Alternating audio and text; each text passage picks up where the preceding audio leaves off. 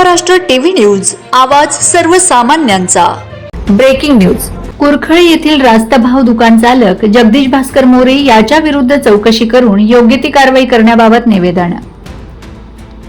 कुरखळी या आमच्या गावातील रास्तभाव दुकानाचे चालक जगदीश भास्कर मोरे यांच्या कामकाजाबाबत अनेक तक्रारी असून त्यामुळे सर्वसामान्य शिधापत्रिका धारकांना मोठा त्रास सहन करावा लागत आहे।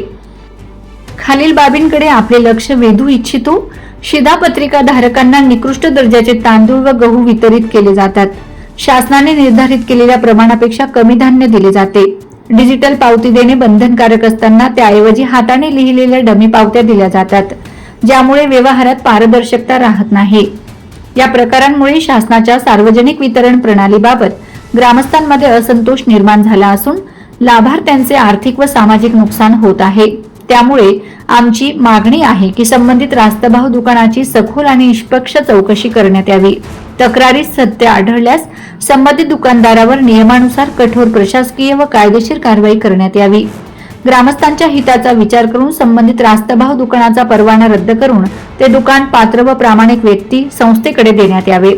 भविष्यात लाभार्थ्यांना शासनाच्या नियमानुसार योग्य दर्जाचे व पूर्ण प्रमाणात धान्य तसेच डिजिटल पावती देण्याची व्यवस्था करण्यात यावी व निवेदनाची गंभीर दखल घेऊन तात्काळ चौकशी करून योग्य ती कार्यवाही करावी, अशी मागणी ग्रामस्थांकडून करण्यात आली आहे।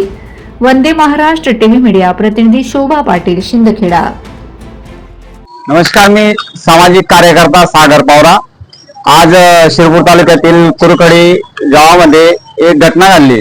ती म्हणजे काही महिन्यापासून चालत होती। ती म्हणजे राशन दुकानाबाबत कुरखळी गावात राशन दुकानदाराने परवा राशन वाटप केले, परंतु त्या राशन वाटप करत असताना त्याने युनिटनुसार राशन वाटप केले नाही। त्यानंतर त्यांना मशीनातली पावती जी पावती आहे ती दिली गेली नाही, हाताने बनवलेली पावती ग्राहकांना दिली गेली। त्यानंतर अन्न हे एकदम भेसळयुक्त अन्न त्याने वाटप केले आहे। त्याबद्दल आम्ही वारंवार तक्रारी केले, परंतु त्याच्यावर कारवाई झालेली नाही। म्हणून आम्ही तहसील कार्यालयाला एक निवेदन सादर केलं आहे। त्याच्यावर आमची एक हे आहे, आम्हाला आशा आहे की आम्हाला या तहसील कार्यालयात येऊन आम्हाला न्याय भेटेल। याच्यावर तात्काळ चौकशी करण्यात यावी आणि ते परवाने रद्द करण्यात यावे, अशी मागणी आम्ही केली आहे। वंदे महाराष्ट्र टीव्ही न्यूज, आवाज सर्वसामान्यांचा। अशाच नवनवीन बातम्या पाहण्यासाठी आमच्या चॅनलला सबस्क्राईब करा, बेल आयकॉनला क्लिक करा।